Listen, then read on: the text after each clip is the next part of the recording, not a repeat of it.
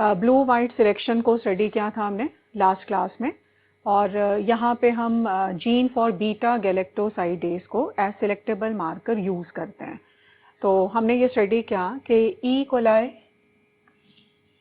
Coli के अंदर ये बीटा गैलेक्टोसाइडेज का जीन इज जीन फॉर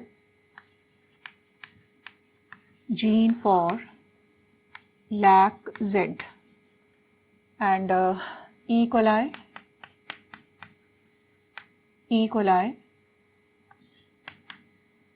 और ये बीटा गैलेक्टोसाइडेज को फॉर्म करेगा।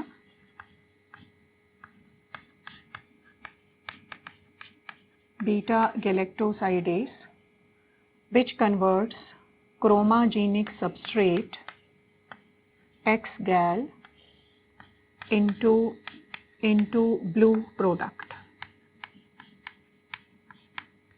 It results in formation of blue colony of E. coli. Blue colony of E. coli. X-gal is chromogenic substrate. Chromogenic substrate.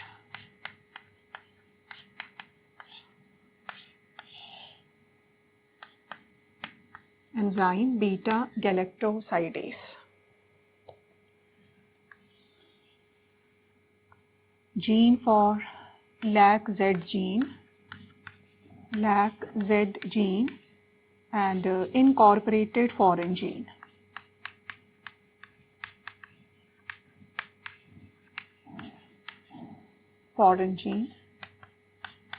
No beta galactosidase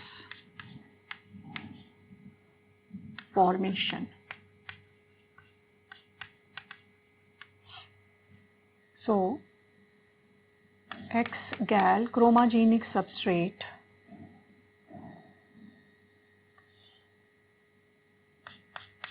no conversion,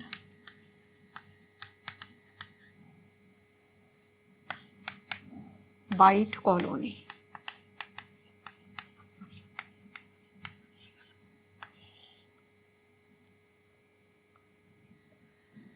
ठीक है, एक बार सारे ध्यान दो। हमने लास्ट क्लास में ये स्टडी किया, ई कोलाई के अंदर जीन है LAC-Z जीन जो बीटा गैलेक्टोसाइडेज को फॉर्म करते हैं।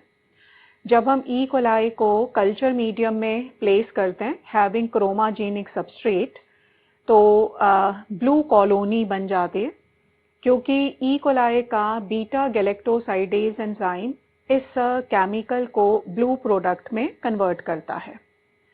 और जब हम अपनी फॉरेन जीन को LAC-Z जीन में इनकॉर्पोरेट करते हैं, तो LAC-Z जीन इनएक्टिव हो गया, इंसर्शनल इनएक्टिवेशन। अब बीटा गैलेक्टोसाइडेज एंजाइम फॉर्म नहीं होगा। जब हम इन ई कोलाई को क्रोमाजेनिक सबस्ट्रेट वाले मीडियम में रखेंगे तो X-gal का कन्वर्जन नहीं होगा, कोई ब्लू प्रोडक्ट नहीं बनेगा। सो कॉलोनी का कलर कैसा रहेगा? वाइट। सो अगर वाइट कॉलोनी बनता है इसका मतलब ई कोलाई रिकॉम्बिनेंट बन चुका है। अगर ब्लू कॉलोनी है इसका मतलब E coli is non recombinant. ठीक है, सो इसको नोट कर लो। सो अगर नॉन रिकॉम्बिनेंट्स हैं तो कॉलोनी का कलर ब्लू है, और अगर रिकॉम्बिनेंट्स बन चुके हैं तो कॉलोनी का कलर जो है वो वाइट है। So what is X-gal? It is chromogenic substrate. और यहाँ पे LAC-Z gene is used as selectable marker. जो LAC-Z जीन का जो है वो अल्फा फ्रेगमेंट में इसको इंसर्ट किया जाता है।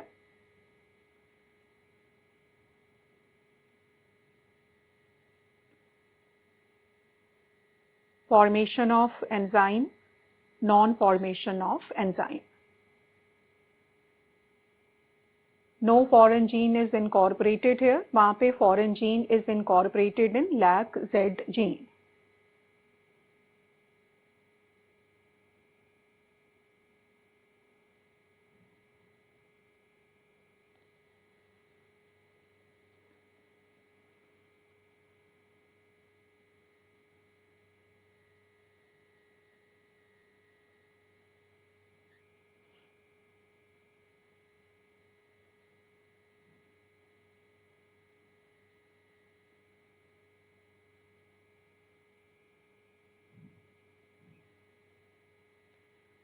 ठीक है, नोट करो। Blue white selection is used, blue white selection is used to separate recombinant E. coli, to separate recombinant E. coli from non-recombinants, to separate recombinant E. coli from non-recombinants, from non-recombinants. अगली line में here gene for beta galactosidase, here gene for beta galactosidase is used as selectable marker, is used as selectable marker. Line को underline करो। gene for beta galactosidase is used as selectable marker, is used as selectable marker. Next line में लिखो, when E. coli are grown in culture medium, when E. coli are grown in culture medium having chromogenic substrate, having chromogenic substrate, then blue colonies of E. coli are formed. Then blue colonies of E. coli are formed. Are formed. Next line में, when foreign gene is inserted, when foreign gene is inserted in sequence of beta galactosidase gene, in sequence of beta galactosidase gene,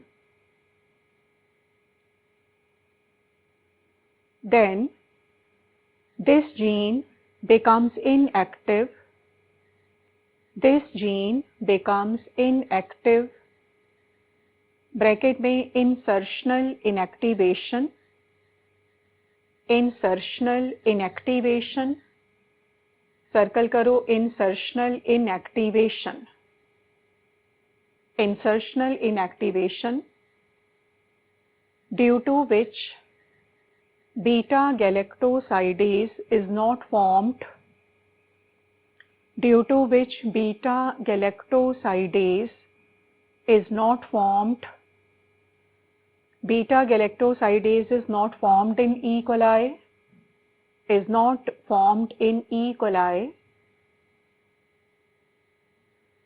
when these E. coli, when these E. coli are grown in culture medium, when these E. coli are grown in culture medium having chromogenic substrate, having chromogenic substrate, having chromogenic substrate, then white colonies are formed. Then white colonies are formed. Bracket में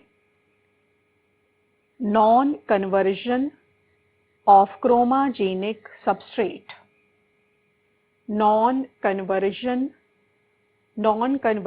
of chromogenic substrate, non-conversion of chromogenic substrate. दो line छोड़ के लिखो, blue colonies indicates, blue colonies indicates non-recombinants, non-recombinants.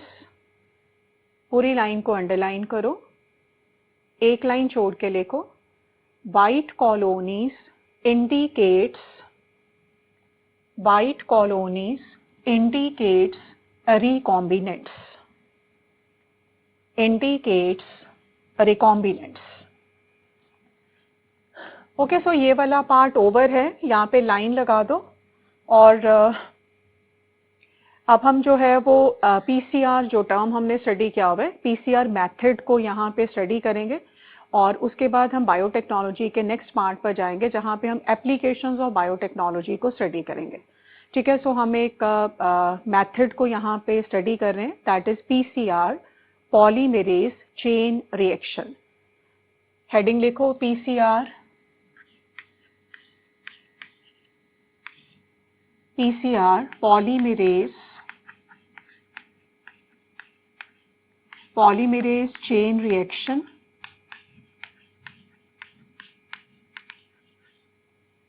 polymerase chain reaction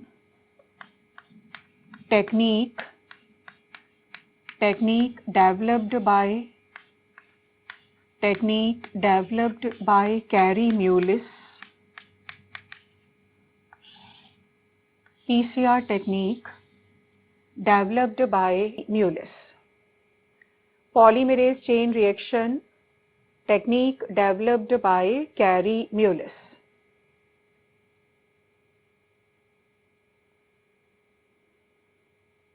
Okay, so PCR is a method for gene amplification, for gene multiplication. पर PCR में हम gene को cell के बाहर मतलब इन विट्रो में एम्पलीफाई करते हैं। आपने जो आरडीटी मेथड पढ़ा वहाँ पे हम जीन को मल्टीप्लाई करते हैं इन वीवो, सेल के अंदर करते हैं, और यहाँ पे जो है वो it is gene amplification in vitro. ठीक है, सो यहाँ पे लिख लेना। इसके बाद देखो पीसीआर में this method is used for gene amplification. This method is used for gene amplification. This method is used for gene amplification in vitro. आप सर्कल करो, gene amplification in vitro. Gene amplification in vitro. ठीक है, मेरे साथ साथ आप पहले diagram बनाओ, फिर मैं आपको समझाती हूँ। पहले आप डायग्राम्स बनाओ। सो double stranded DNA,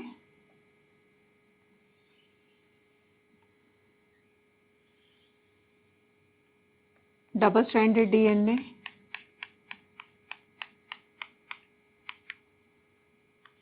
one strand 5 to 3 polarity, second strand 3 to 5 polarity.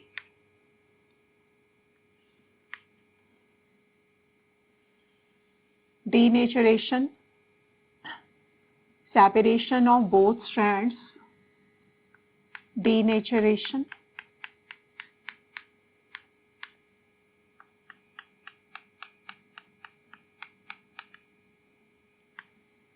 five to 3, 3 to 5.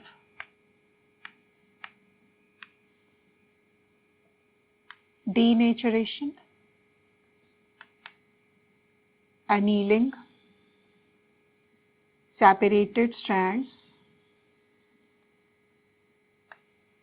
5 to 3, 3 to 5. Annealing में primer,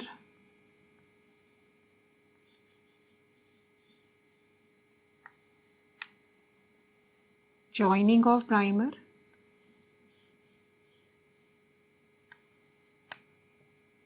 primer,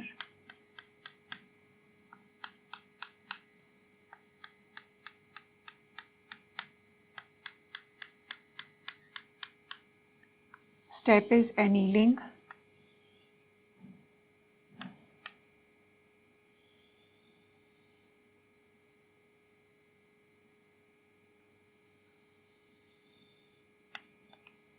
polymerization or extension. Polymerization or extension.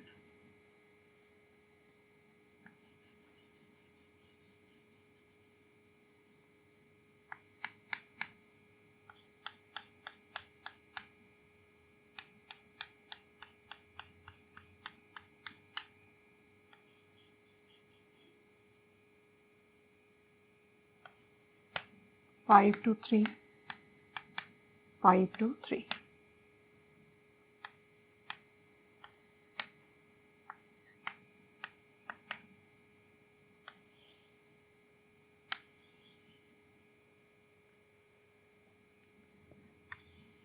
Double-stranded DNA, step denaturation,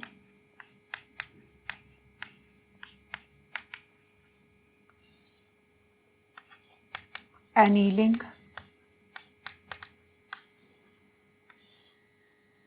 extension, extension of primers. Denaturation temperature 94 to 96 degree Celsius. Annealing में 55 to 65 degree Celsius and यहाँ पे आ जाएगा 72 degree Celsius.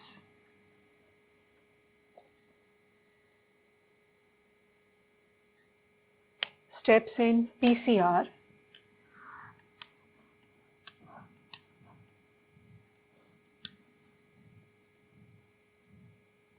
So denaturation, double-stranded DNA, step number 1, step 2, and step 3. Step 1 denaturation, step 2 annealing, and step 3 is extension of primers. Extension of primers.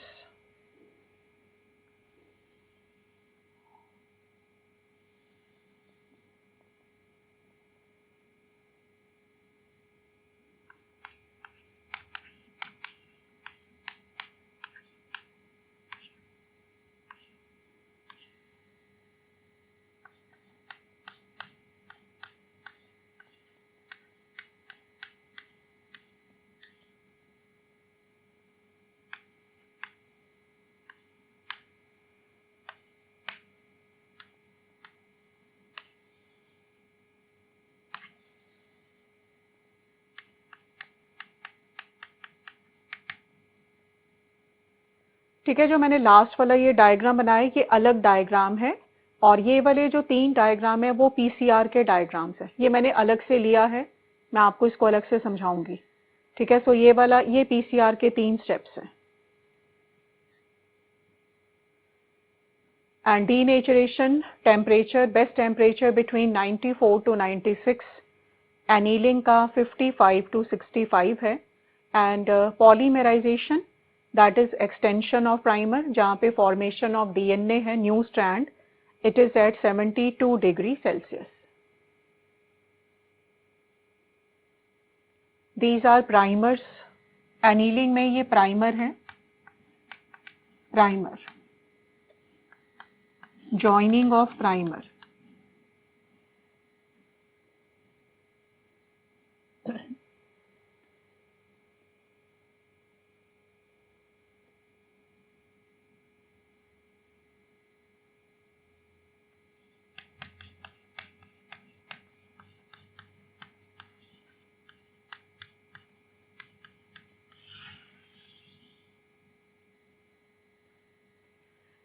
ठीक है, इसको हम complete कर लेंगे बाद में। एक बार ज़रा पीसीआर पे आते हैं, सारे एक बार ना मेरी तरफ ध्यान दो। पीसीआर हमने स्टडी किया कि पीसीआर में हम डीएनए को मल्टीप्लाई करते हैं या डीएनए को हम एम्पलीफाई करते हैं। तो डीएनए का मल्टीप्लिकेशन हमने पढ़ा था डीएनए रेप्लिकेशन। तो डीएनए रेप्लिकेशन की क्या क्या रिक्वायरमेंट्स होती हैं? मतलब डीएनए जब रेप्लिकेट होगा तो डीएनए का वो मॉलिक्यूल है जो रेप्लिकेट हो रहा है एंड रेप्लिकेशन में न्यूक्लियोटाइड्स, डीएनए न्यूक्लियोटाइड्स का रिक्वायरमेंट होता है एक्टिवेटेड फॉर्म में, फिर प्राइमर्स का रिक्वायरमेंट होता है and main enzyme DNA polymerase का रिक्वायरमेंट होता है, मैग्नीशियम आयंस का रिक्वायरमेंट होता है। तो डीएनए एम्प्लीफिकेशन या फिर डीएनए रेप्लिकेशन या फिर डीएनए मल्टीप्लिकेशन का रिक्वायरमेंट क्या है? वन मॉलिक्यूल ऑफ डीएनए जो रेप्लिकेट होगा एंड एक्टिवेटेड डीएनए न्यूक्लियोटाइड्स का रिक्वायरमेंट रहेगा, देन प्राइमर्स का रिक्वायरमेंट रहेगा, मैग्नीशियम आयन का रिक्वायरमेंट है एंड डीएनए पॉलीमरेज का रिक्वायरमेंट है। तो ये सारी रिक्वायरमेंट्स जो हैं वो पीसीआर की भी रिक्वायरमेंट है। पीसीआर टेक्निक को थर्मल साइक्लर एपेंडॉफ ट्यूब में परफॉर्म किया जाता है और इस थर्मल साइक्लर में या एपेंडॉफ ट्यूब जो एपरेटस है इसमें रॉ मटेरियल डाला जाता है। इस रॉ मटेरियल में वन मॉलिक्यूल ऑफ जीन या वन मॉलिक्यूल ऑफ डीएनए है which is to be amplified, then activated DNA nucleotide डाला जाएगा, magnesium ions, DNA polymerase enzyme and primers को डाला जाएगा। तो ज़्यादातर हम यहाँ पे डीएनए प्राइमर ही डालते हैं। हम किनको यूज़ करते हैं? डीएनए प्राइमर्स यूज़ करते हैं और ये प्राइमर्स जो हैं इनको केमिकली सिंथेसाइज किया जाता है and these are oligonucleotides, मतलब ये स्मॉल पॉलीन्यूक्लियोटाइड्स होते हैं, इनको बोला जाता है oligonucleotides which are chemically synthesised. And इस एपेंडॉफ ट्यूब को या इस थर्मल साइक्लर को definite number of thermal cycles पे सेट कर दिया जाता है। हर thermal cycle consist of 3 steps. Number 1 denaturation, number 2 annealing, number 3 extension. मान लो ये डबल स्ट्रैंडेड डीएनए है या जीन है जिसे हमें एम्पलीफाई करना है या मल्टीप्लाई कराना है। तो जब टेम्परेचर इंक्रीज होगा तो दोनों स्ट्रैंड्स एक दूसरे से सेपरेट हो जाएंगे, मतलब डीनेचरेशन हुआ। उसके बाद जो है दोनों सेपरेटेड स्ट्रैंड के ओपोजिट प्राइमर आके ज्वाइन होगा और जब प्राइमर जुड़ेगा तो स्टेप का नाम क्या होगा? एनीलिंग। क्या बोला जाएगा? एनीलिंग। और उसके बाद दोनों सेपरेटेड स्ट्रैंड के ओपोजिट जो है वो नया स्ट्रैंड फॉर्म हो जाएगा, उसको क्या बोला जाएगा? That is known as extension. तो जब एक साइकिल खत्म होगा तो डीएनए के 2 मॉलिक्यूल्स बन जाएंगे, फिर सेकंड थर्मल साइकिल शुरू होगा, फिर डीनेचरेशन होने पर जो है अब कितने स्ट्रैंड्स बन गए? 4 स्ट्रैंड्स बन गए। जब सेकंड साइकिल ओवर होगा तो डीएनए के 4 मॉलिक्यूल्स बन, फिर थर्ड साइकिल स्टार्ट होगा तो 4 मॉलिक्यूल्स बने हुए हैं तो 8 स्ट्रैंड्स, थर्ड साइकिल ओवर होने पर 8 डीएनए के मॉलिक्यूल्स बन जाएंगे। सो अगर हम 30 साइकिल्स तक जाते हैं तो 1 बिलियन कॉपीज बन जाती हैं डीएनए मॉलिक्यूल्स के। तो यहाँ पे क्योंकि टेम्परेचर जो है वो काफ़ी हाई जाता है, थर्मल जो साइकिल होता है, तो इसीलिए जो यहाँ पे डीएनए पॉलीमरेज यूज़ किया जाता है वो थर्मोस्ट, ताकि वो डीनेचर ना हो हाई टेम्परेचर पर। एंड ये जो थर्मोस्टेबल डीएनए पॉलीमरेज है, ये अलग अलग एंजाइम्स हैं और जो कॉमन एंजाइम यूज़ किया जाता है that enzyme is Taq polymerase.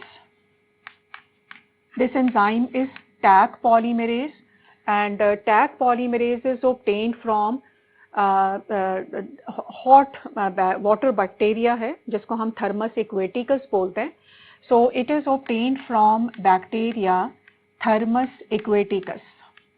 It is obtained from bacteria Thermus aquaticus. ये बैक्टीरिया जो है जिस वाटर में प्रेजेंट होता है उसका टेम्परेचर 80 डिग्री सेल्सियस से ज़्यादा होता है। सो इस पर आते हैं, मतलब डीनेचरेशन का मतलब डीएनए के दोनों स्ट्रैंड्स एक दूसरे से सेपरेट हो जाते हैं। उसके बाद जो है वो प्राइमर, हम यहाँ पे ज़्यादातर डीएनए प्राइमर यूज़ करते हैं। आपने जो प्राइमर्स केमिकली बनाकर एपरेटस में डाले हैं वो प्राइमर्स आकर टेम्पलेट स्ट्रैंड के ओपोजिट आ जाएंगे। आपने पढ़ा हुआ है टेम्पलेट स्ट्रैंड के 3' एंड के ओपोजिट आके प्राइमर जुड़ता है। तो यहाँ पे प्राइमर आ गया, इस 3' पेरेंट टेम्पलेट के ओपोजिट प्राइमर आ गया। स्टेप को क्या बोला जा रहा है? एनीलिंग। और उसके बाद जो है वो डीएनए के न्यूक्लियोटाइड ज्वाइन होते चले जा रहे हैं, पॉलीमराइजेशन एंड न्यू स्ट्रैंड जो है वो फॉर्म होता है। हम यहाँ पे जिस एंजाइम को यूज़ कर रहे हैं दैट इज टैक पॉलीमरेज। और टैग पॉलीमरेज पॉलीमराइजेशन एक्टिविटी को परफॉर्म करता है और ये टैग पॉलीमरेज अपनी जो एफिशिएंट एक्टिविटी परफॉर्म करता है वो 72 डिग्री सेल्सियस पर है। अगर हम किसी और थर्मोस्टेबल एंजाइम को यूज़ करें जैसे वेंट पॉलीमरेज वगैरह यूज़ होते हैं तो वहाँ पे फिर ये टेम्परेचर थोड़ा क्या हो जाएगा, वो वेरी करेगा, वो डिपेंड करेगा जिस कौन सा वाला आपने एंजाइम जो है आप यूज़ कर रहे हो। एक बार हम दोबारा से ले लेते हैं। हमने यहाँ पे ये स्टडी किया कि PCR is method for gene amplification, for gene multiplication, for DNA replication, and it is gene amplification in vitro। हमने जो RDT मेथड पढ़ा वहाँ पे भी हम जीन को क्लोन करते हैं, लेकिन वो जीन का क्लोनिंग इन वीवो में है, सेल के अंदर है, जबकि ये सेल के बाहर है, इन विट्रो में है। एंड हम प्रोसेस को थर्मल साइक्लर में परफॉर्म करते हैं। एपेंडॉफ ट्यूब बोला जाता है इसको।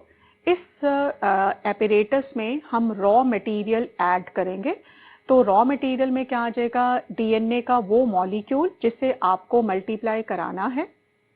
Second, activated DNA nucleotides, magnesium ions, then special type of DNA polymerase जो थर्मोस्टेबल होना चाहिए, एंड जो प्राइमर्स हैं, यहाँ पे हम 2 तरह के प्राइमर्स को यूज़ करते हैं।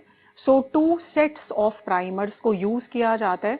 एंड क्यों हम 2 तरह के प्राइमर यूज़ कर रहे हैं, क्यों हम एक ही तरह का प्राइमर यूज़ नहीं कर रहे, ये आपको अभी समझ में आएगा। So 2 sets of primers use होते हैं और ये प्राइमर्स जो हैं they are small and they are chemically synthesized oligonucleotides, small nucleotides हैं, स्मॉल पॉलीन्यूक्लियोटाइड्स हैं। हम एपेंडॉफ ट्यूब को या थर्मल साइक्लर को definite number of thermal cycle पे सेट कर देते हैं। जैसे मैंने आपको कहा कि अगर हम 30 साइकिल्स परफॉर्म करें तो 1 बिलियन कॉपीज बन जाती हैं डीएनए मॉलिक्यूल की। हर थर्मल साइकिल में 3 स्टेप्स हैं। One is denaturation, annealing, extension. Denaturation में टेम्परेचर हाई होने की वजह से दोनों स्ट्रैंड सेपरेट हो जाते हैं। उसके बाद जो है, जो आपने प्राइमर डाला है वो प्राइमर टेम्पलेट स्ट्रैंड के 3' एंड के ओपोजिट आके ज्वाइन हो जाएगा। एंड उसके बाद जो है प्राइमर लग जाने के बाद DNA polymerase enzyme polymerize activity show करेगा एंड टेम्पलेट स्ट्रैंड के ओपोजिट नए स्ट्रैंड्स जो हैं वो बनना शुरू हो जाएंगे। This step is known as extension of primers. DNA polymerase enzyme जो यूज हो रहे हैं दे आर थर्मोस्टेबल, जिसका one example is Taq polymerase enzyme which is obtained from hot water bacteria Thermus aquaticus, and ये bacteria जिस water में present होता है उसका टेम्परेचर 80 डिग्री सेल्सियस से जो है वो ज़्यादा है। एंड पीसीआर में हम टैग पॉलीमरेज के अलावा और भी तरह के जो है वो थर्मोस्टेबल एंजाइम्स यूज़ करते हैं, जिसमें से मैंने एक और एग्जांपल आपको समझाया, दैट इज़ वेंट पॉलीमरेज को भी हम कई बार यूज़ करते हैं। टैग पॉलीमरेज अपनी पॉलीमराइजिंग एक्टिविटी को जो है वो बेस्ट परफॉर्म करता है एट 72 डिग्री सेल्सियस पर। ठीक है, सो ये पीसीआर के थर्मल साइकिल के स्टेप्स हैं। ठीक है, आप इसको फटाफट कंप्लीट करो, डायग्राम बना लो और इस वाले डायग्राम पे एक बार आ जाओ। मान लो ये डीएनए है या ये वाली जीन है, डीएनए डबल स्ट्रैंडेड है, जीन डबल स्ट्रैंडेड है, जिसे हमें एम्पलीफाई करना है मान लो। तो यहाँ पे जो प्राइमर हम यूज़ करेंगे, जो प्राइमर यहाँ पे यूज़ होगा, तो इस वाले स्टैंड पर प्राइमर कहाँ पर आएगा, इस वाले स्टैंड पर प्राइमर कहाँ पे आएगा, लेफ्ट में आएगा या राइट में आएगा। तो प्राइमर कहाँ पे ज्वाइन होता है, टेम्पलेट के 3' के ओपोजिट। तो एक प्राइमर अपने आप को यहाँ जोड़ेगा और एक प्राइमर अपने आप को यहाँ पे जो है वो जोड़ेगा। तो यहाँ पे जो प्राइमर जुड़ेगा उस प्राइमर का ये प्राइमर है, इस प्राइमर का एक बार सीक्वेंस बोलो, क्या सीक्वेंस होगा, क्या आ जाएगा, C, G, C and T। DNA primer है मान लो, और यहाँ पे जो प्राइमर आपने जोड़ा उस प्राइमर का सीक्वेंस बोलो जरा एक बार, क्या सीक्वेंस आएगा? टी ए एंड जी। क्या ये वाला प्राइमर और ये वाले प्राइमर का सीक्वेंस क्या सेम है? डिफरेंट है ना सीक्वेंस। इसका मतलब आपको कितने तरह के प्राइमर्स का रिक्वायरमेंट रहेगा? 2 टाइप्स ऑफ प्राइमर्स, क्योंकि जीन के दोनों एंड्स का जो सीक्वेंस है वो आपस में तो सेम नहीं होता। So there is requirement of 2 types of primers. यहाँ आप ऐसा बोल सकते हो कि एक सेट इस प्राइमर का चाहिए और एक सेट उस प्राइमर का चाहिए। So there is requirement of 2 sets of primers. ठीक है, तो आप ये वाला डायग्राम अलग से बना लो। ठीक है, ये डायग्राम भी बनाओ और इसके नीचे लिख लो 2 sets of primers, 2 sets of primers. So this is one type of primer and this is second type of primer. Second type of primer. Complete करो डायग्राम को। एक्सटेंशन ऑफ प्राइमर को हम क्या बोलते हैं? पॉलीमराइजेशन भी बोलते हैं। Extension of primer, polymerisation. Polymerisation.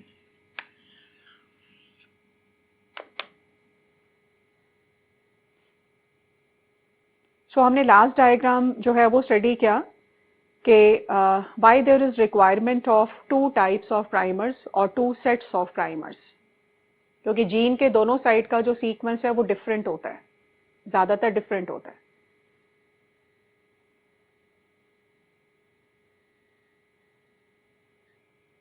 आप वहाँ पे कोई सा भी सीक्वेंस ले सकते हो डीएनए में।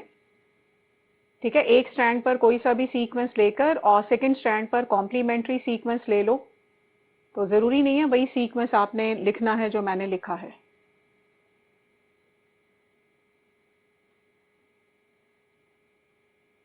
सो आरडीटी जो है वो जीन क्लोनिंग इन वीवो है and PCR is gene cloning in vitro.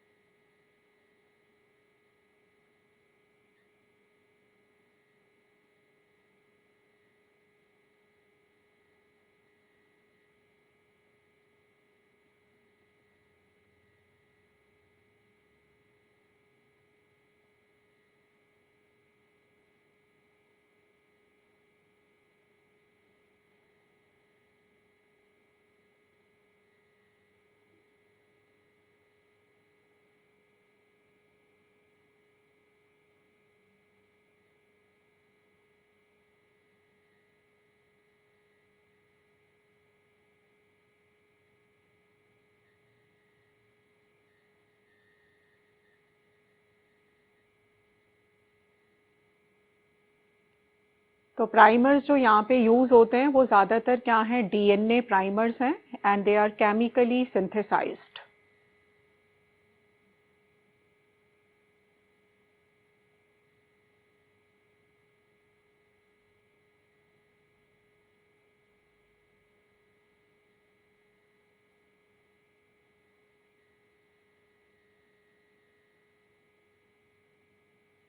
Note करो इसको। PCR is performed in PCR is performed in thermal cycler is performed in thermal cycler, underline thermal cycler, bracket में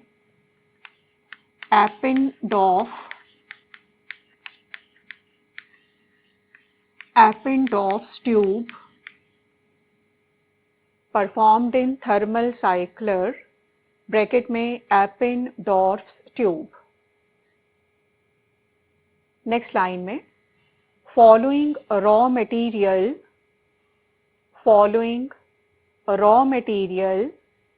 is added in tube, underline करो raw material, following raw material is added in tube, Number one,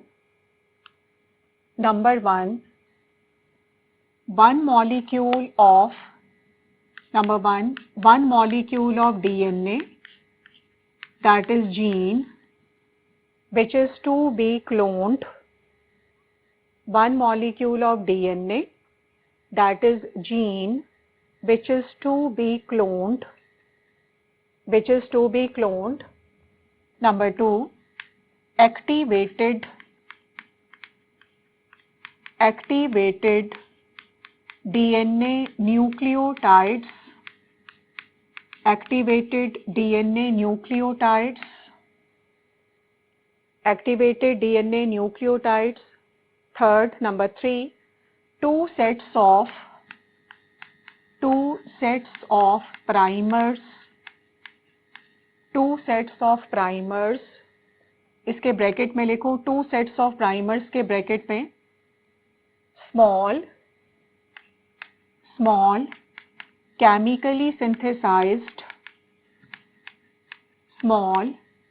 chemically synthesized oligonucleotides. Small chemically synthesized oligonucleotides. Number four, magnesium ions.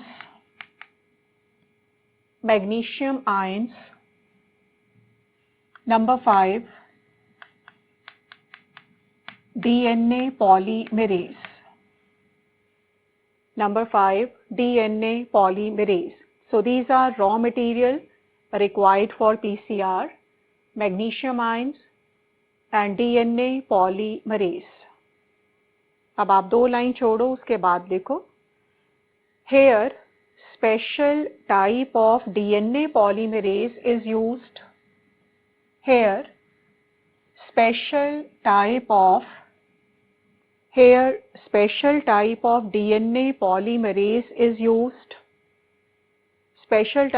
DNA polymerase is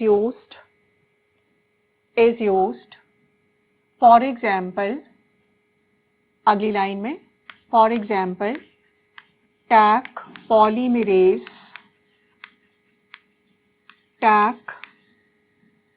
Taq polymerase, circle करो, Taq polymerase.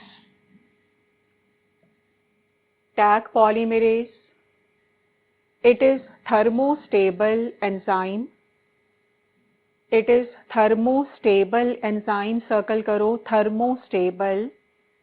It is thermostable enzyme obtained from hot water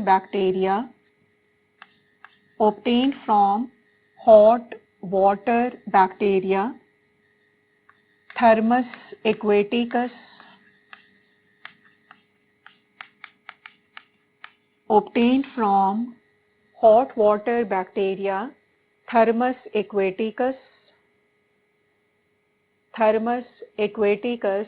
bracket में bacteria present in water having temperature more than 80 degrees Celsius. Bacteria present in water having temperature more than 80 degrees Celsius. 80, more than 80 degrees Celsius. दो line छोड़ के लिखो, thermal cycler is subjected to definite number of thermal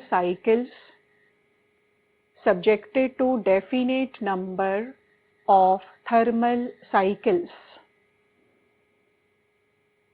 एक line छोड़ो, उसके बाद लिखो, thermal cycle consists of 3 steps.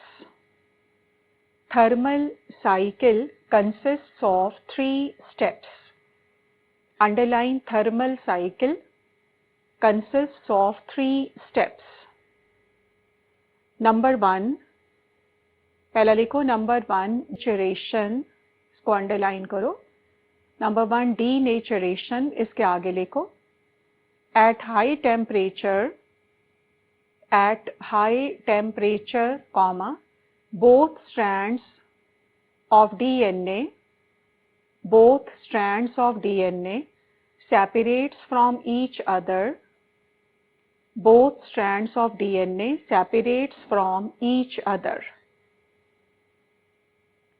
एक लाइन छोड़ो, आगे लिखो step number 2 annealing, step number 2 annealing, underline करो, एनीलिंग के आगे लिखो primer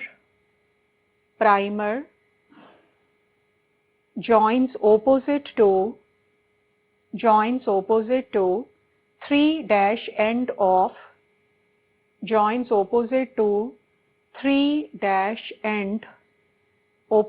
3' end of template strand, 3' end of template strand, 3' end of template strand. एक लाइन छोड़ो, उसके बाद देखो step number 3 extension of primers, extension of primers, extension of primers, इसके आगे लिखो DNA polymerase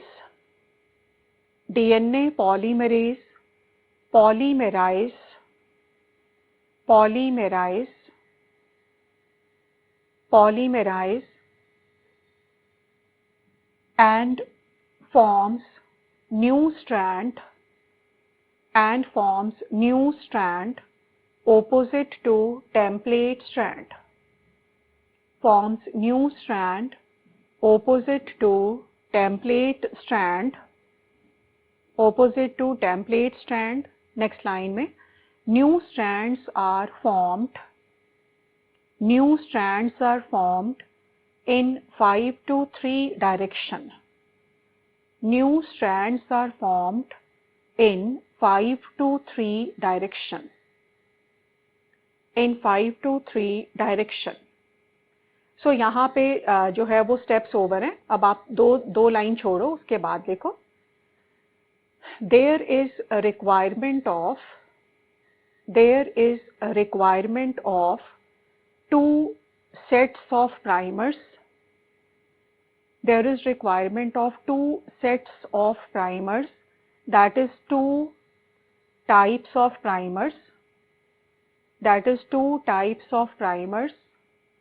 because both ends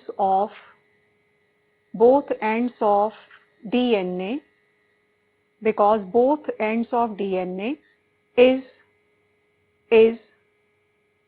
with different sequence. Both ends of DNA is with different sequence. आगे 2 line छोड़ के लिखो 30 cycles 30 cycles amplify DNA. 30 cycles amplify DNA about 1 billion times. About 1 billion times. पूरी line को underline करो. About 1 billion times. Okay, सो यहाँ पर जो है वो PCR वाला पार्ट ओवर है और बायोटेक्नोलॉजी का जो फर्स्ट पार्ट है दैट इज़ मेथड वाला पार्ट, ये वाला पार्ट ओवर है. और नेक्स्ट पार्ट जो हम स्टडी करेंगे that is applications of biotechnology. और बहुत सारी एप्लीकेशंस हैं हमारे सिलेबस में. जो एप्लीकेशंस हैं या जिन एप्लीकेशंस को हम पढ़ेंगे that is gene therapy, then transgenic organisms का फॉर्मेशन, देन मॉलिक्यूलर डायग्नोसिस आएगा, एंड जो भी बायोलॉजिकल प्रोडक्ट हैं दैट इज़ ह्यूमन इंसुलिन बनाया जाता है या फिर इंटरफेरॉन्स वगैरह, वैक्सीन्स वगैरह बनाई जाते हैं बाय यूजिंग RDT टेक्निक. ठीक है, सो नेक्स्ट क्लास में हम एप्लीकेशंस ऑफ बायोटेक्नोलॉजी इस वाले पार्ट को स्टडी करेंगे.